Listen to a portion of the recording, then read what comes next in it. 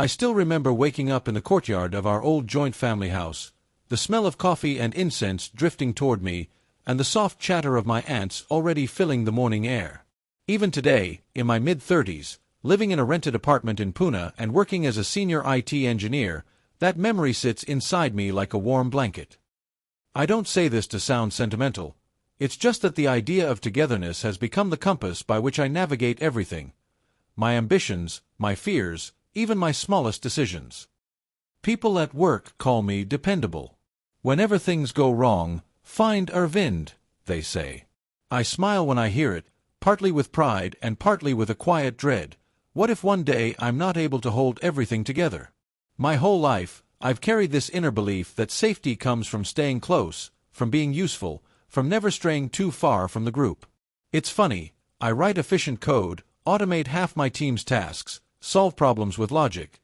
Yet inside, I'm still that boy who checks if everyone is okay before thinking about himself. Last week, my manager called me for a discussion about a new project in Singapore. Arvind, it's a leadership track, he said, leaning back in his chair. You'll manage a small team there. Great growth opportunity. My heart jumped, first with excitement, then instantly with fear. Singapore felt far. Too far. The idea of leaving my parents, my cousins, my evening tea with them over video calls, and the quiet rituals that make me feel anchored, it was like someone was asking me to step out of my own skin. I told him I'd think about it. I walked back to my desk with everyone smiling at me, congratulating me already, but all I could feel was a dull ache. Why do I feel guilty for thinking of moving ahead? Why does opportunity feel like betrayal? I caught myself wondering whether my family would manage without me, whether I was needed. Strange how being needed becomes a comfort you don't want to lose. That evening, at home, Ma was cutting vegetables when I told her about the opportunity. She looked up with pride first. My son going abroad. And then, almost immediately, her voice softened. But you'll be alone there, Aru. Who will you come home to? And just like that, her fear joined mine, wrapping around my excitement like a vine climbing a tree. My younger cousin overheard us from the hallway and said, If Anna goes, who will help with Appa's hospital visits?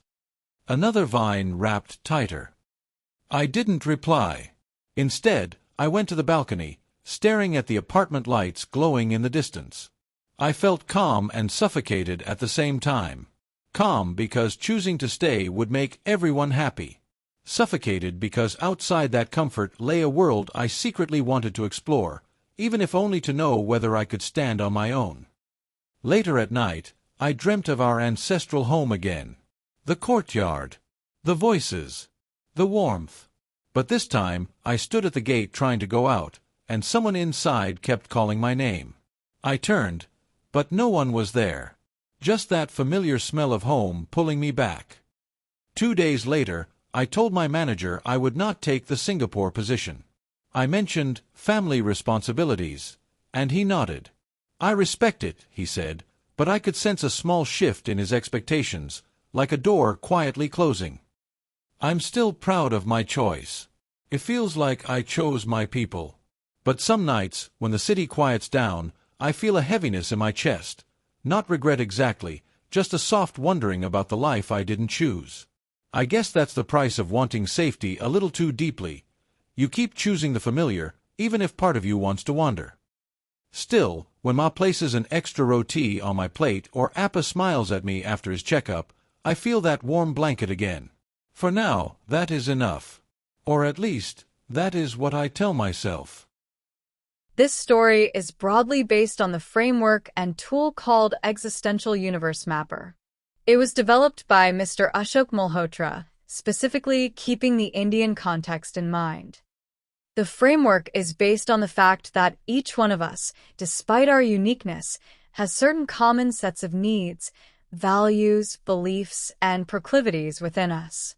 These sets of needs are existing simultaneously within us, and the interplay between them guide our choices and our behavior.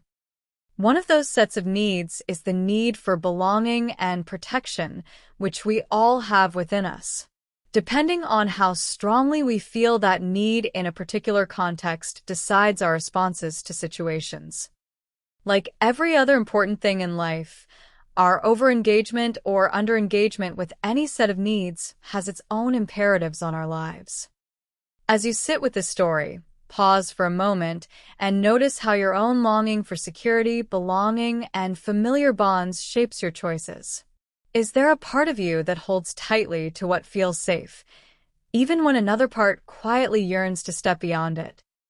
Thank you for watching. And if you liked this concept story, do not forget to click on the like button and subscribe to our channel.